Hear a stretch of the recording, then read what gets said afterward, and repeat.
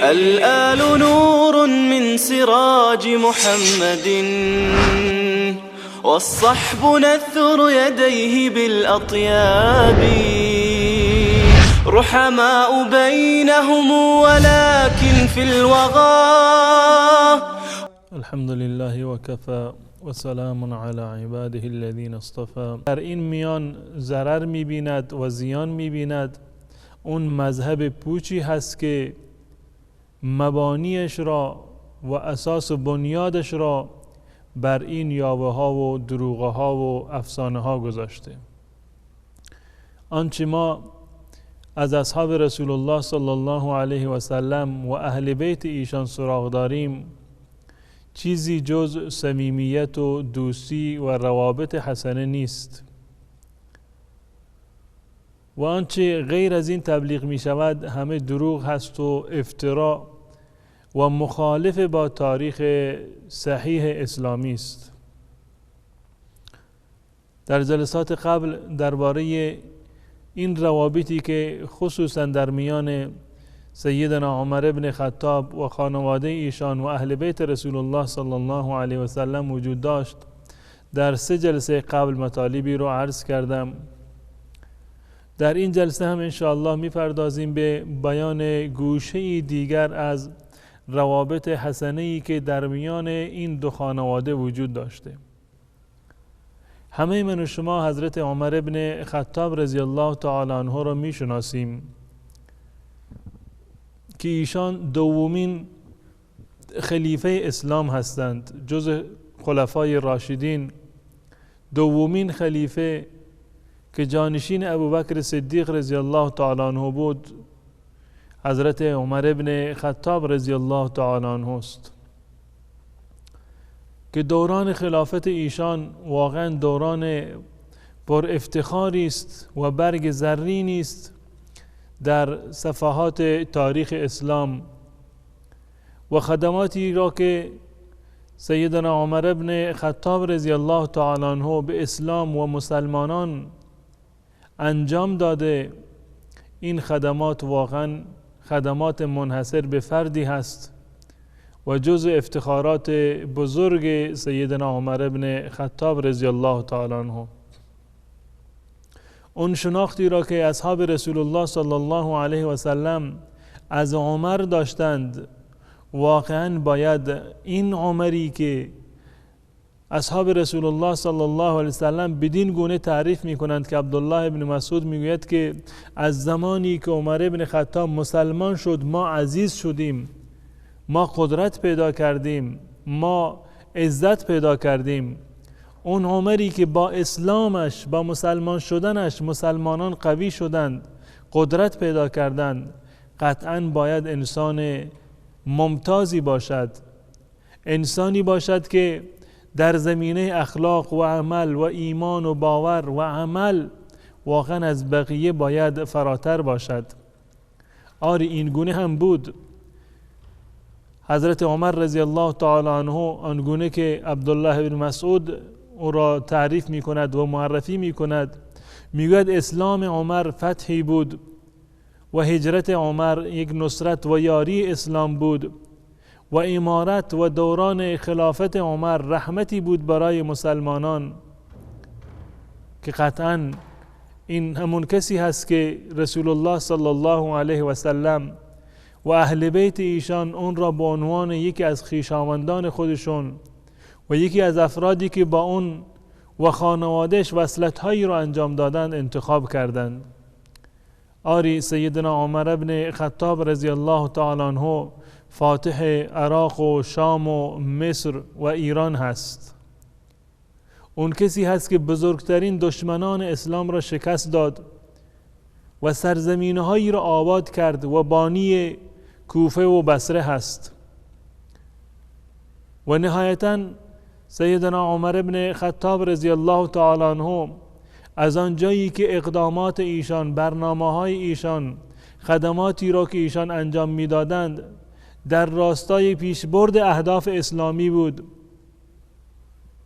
و این خدمات حضرت عمر رضی الله تعالی عنه برای کفار و مشرکان و مجوس آن زمان قابل تحمل نبود.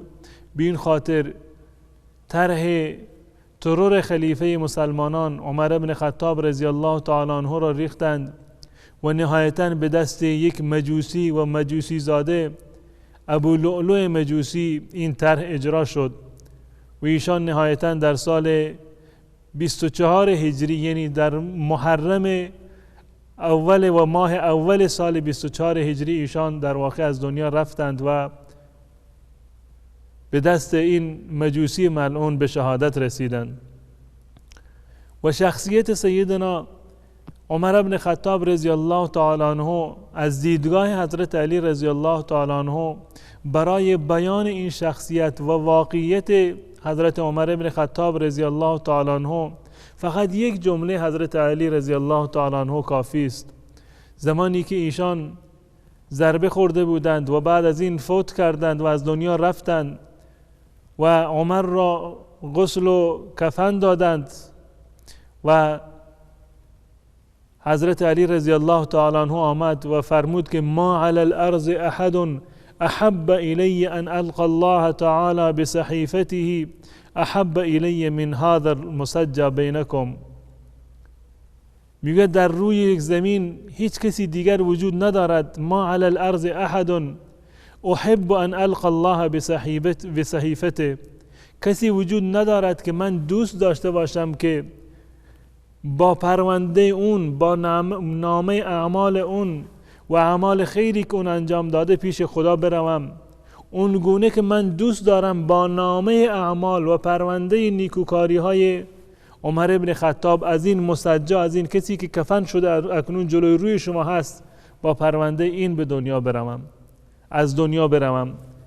و هیچ کسی نزد من محبوبتر از عمر نیست که من هم آرزو می کنم که پرونده عملی و اعمال صالحی مانند این شخص داشته باشم که عمر ابن خطاب هست.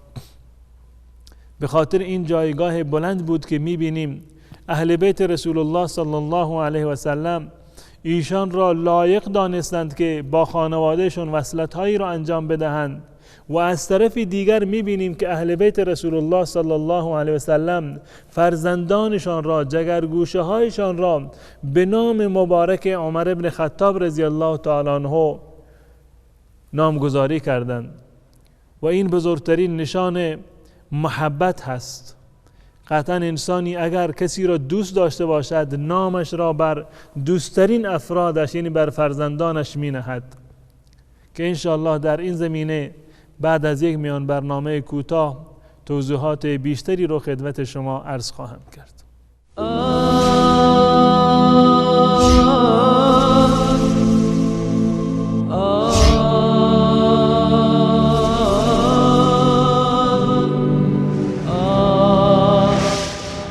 وصال حق، تابشی از قرآن و سنت. قل هل من شركائكم من يهدي إلى الحق قل الله يهدي للحق أفمن يهدي إلى الحق أحق أن يتبع أم من لا يهدي إلا أن يهدى فما لكم كيف تحكمون. بگو آیا از معبودانتان کسی هست که به سوی حق هدایت نماید؟ بگو الله به سوی حق هدایت می کند. آیا کسی که به سوی حق هدایت می کند بیشتر سزاوار پیروی است یا کسی که تنها در صورتی هدایت می یابد که او را هدایت کنند؟ شما را چه شده؟ چگونه داوری می کنید؟ بله بینندگان عزیز و ارجمند، یکی دیگر از دلایل مهر و محبتی که در میان اهل بیت و عمر ابن خطاب رضی الله تعالی عنه وجود داشته این است که اهل بیت رسول الله صلی الله علیه و سلم فرزندانش را به نام عمر نامیدند و قطعا ما می‌دانیم که نامگذاری فرزند از نظر اسلام باید بر اساس یک مبنایی باشد که رسول الله صلی الله علیه و سلم اون مبنا را برای ما بیان کرده و در دایره اون توصیه های رسول الله صلی الله علیه و سلم که هر انسانی مکلف هست که بهترین نام را از دیدگاه خودش برای فرزندانش انتخاب بکند، زیرا اون نام یک چیزی هست که در دنیا و آخرت انسان را با اون نام میشناسند. فلانی فرزند فلانی، هم در دنیا با این نام میشناسند و صدا میکنند و هم در روز قیامت با همین نام انسان صدا زده میشود. به این خاطر است که در روایات اسلامی داریم و در توصیه های رسول الله صلی الله علیه وسلم که توصیه فرمودند که فرزندانتان را نام نیکی بر فرزندانتان بگذارید، نام زیبایی را برای فرزندانتان انتخاب بکنید. و قطعاً هر انسان مسلمانی، هر انسانی که باور دارد و عقیده دارد و مؤمن و مسلمان هست، میخواهد بهترین نام را برای فرزندانش انتخاب بکند. حتی کسانی که غیر مسلمانند، اصلا ایمانی ندارند، سعی میکنند که در میان تمام انسانهایی که وجود دارند اون نامی را که برای فرزندانشون انتخاب میکنند یک نام متفاوت باشد که یادآور افتخارات باشد، یادآور مجد و عظمت باشد. بسیاری ستاره های سینمایی را میپسندند، بسیاری بازی کنه فلان تیم را میپسندند، بسیاری انسانهایی را از تاریخ میپسندند، فلان انسان جنگجو، فلان رهبر، فلان حاکم، فلان پادشاه. اما ببینیم که اهل بیت رسول الله صلی الله علیه و سلم برای فرزندانشون چه نامهایی را انتخاب کردند. قطعا اونها هم از این قاعده مستثنا نیستند. اون نامی که یادآور افتخار هست، اون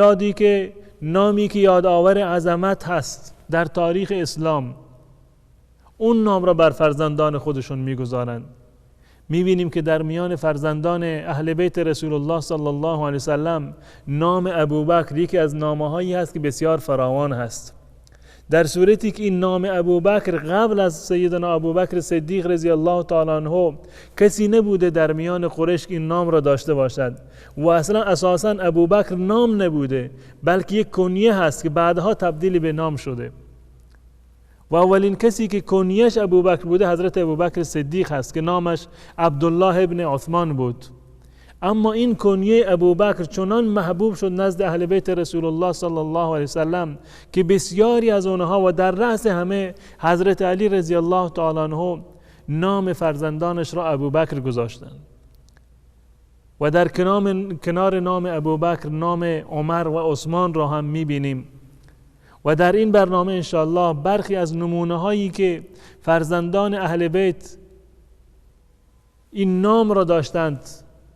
و پدرانشون این نام مبارک را برای این فرزندان انتخاب کردند خدمت شما عرض میکنم. اگر اهل بیت رسول الله را و به ترتیب ائمه‌ای که شیعه قائل هستند، حضرت علی، حسن، حسین و زین العابدین، اگر اینها رو بنگریم میبینیم که هر یک از اینها فرزندانی دارند به نامهای ابوبکر، به نام عمر ابن خطاب که نام مبارک عمر هست. به طور مثال حضرت علی رضی الله تعالی عنه فرزندی داشتند به نام عمر که معروف بود به نام عمر الاطرف ابن علی ابن ابی طالب، فرزند حضرت علی رضی الله تعالی عنه بود. این نام در میان کتابه های شیعه و سنی ذکر شده.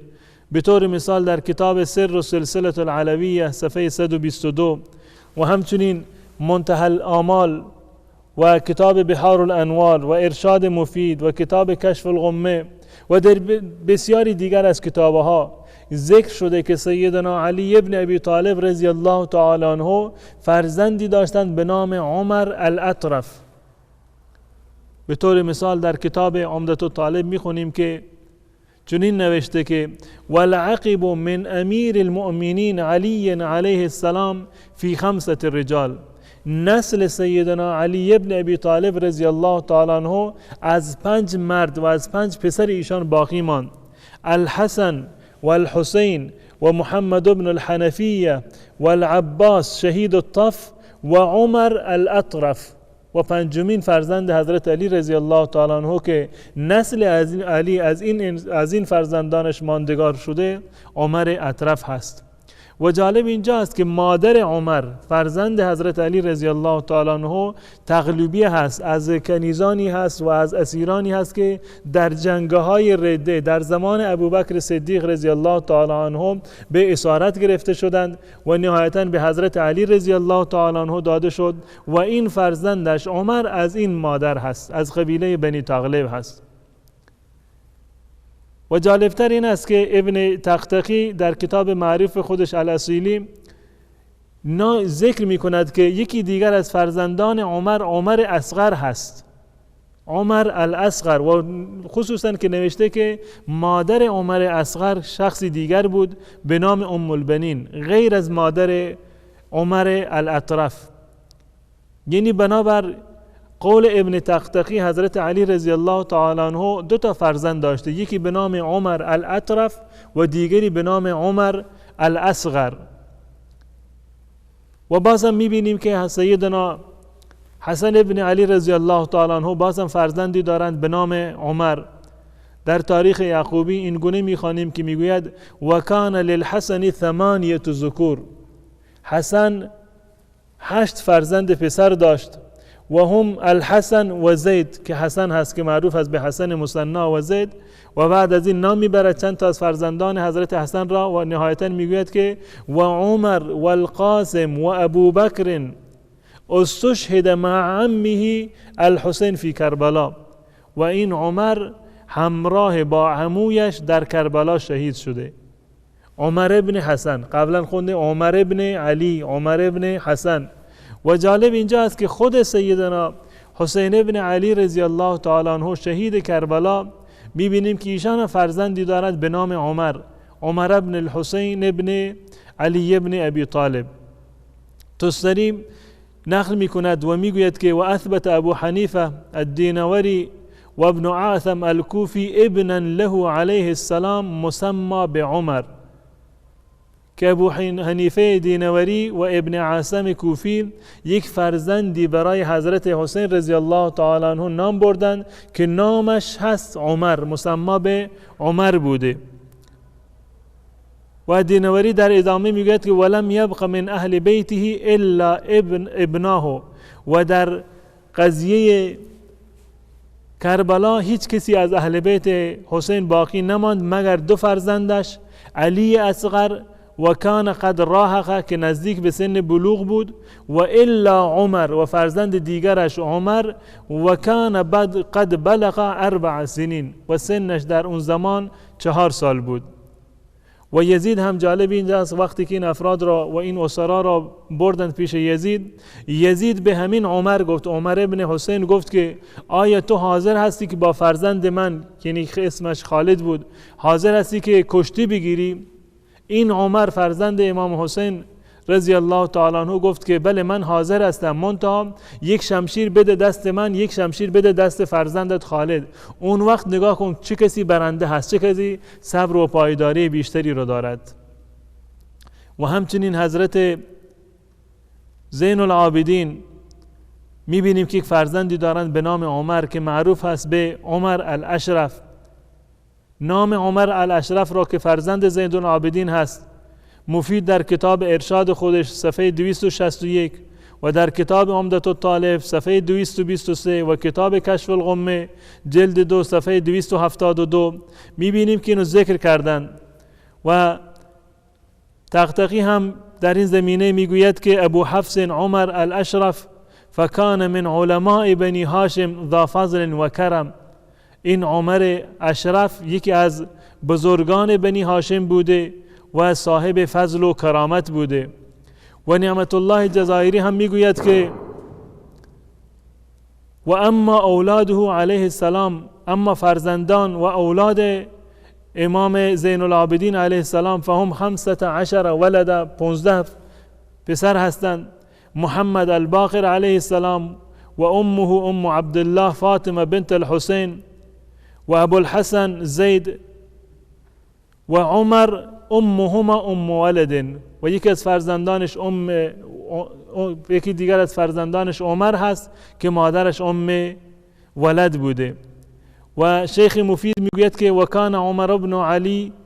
ابن الحسین فاضلا جلیلا و ولی صدقات النبی صلی الله علیه و سلم و صدقات امیر المؤمنین علیه السلام و کان ورعا سخیا. و عمر ابن علی ابن حسین یک انسان جلیل القدر و فاضل و بزرگواری بوده که صاحب صدقات و متولی صدقات و اوقاف رسول الله و حضرت علی رضی الله تعالی عنه بوده. پس بنابراین میبینیم که ائمه بزرگوار اهل بیت فرزندانش را به نام مبارک حضرت عمر رضی الله تعالی عنه نامگذاری کردند و این نشان محبت و صمیمیت هست. و قطعا ما میدونیم که هیچ مسلمانی امروزه در حال حاضر فرزندش را مثلا به نام شارون نامگذاری نمی کند و این نشان این هست که انسان باید در حتی در نامگذاری فرزندانش باید ولا و برا داشته باشد و بهترین نام را برای فرزندانش انتخاب بکند، همان گونه که اهل بیت رسول الله صلی الله علیه و سلم انتخاب نمودند. تا برنامه دیگر تمامی شما را به الله متعال می سپارم. السلام عليكم ورحمة الله وبركاته. الآل نور من سراج محمد والصحب نثر يديه بالأطياب رحماء بينهم ولكن في الوغى أسد على الباغي كأسد الغاب خير القرون هم وليس كمثلهم عظماء بعد الرسل في الأحقاب رحماء بينهم ولكن في الوغى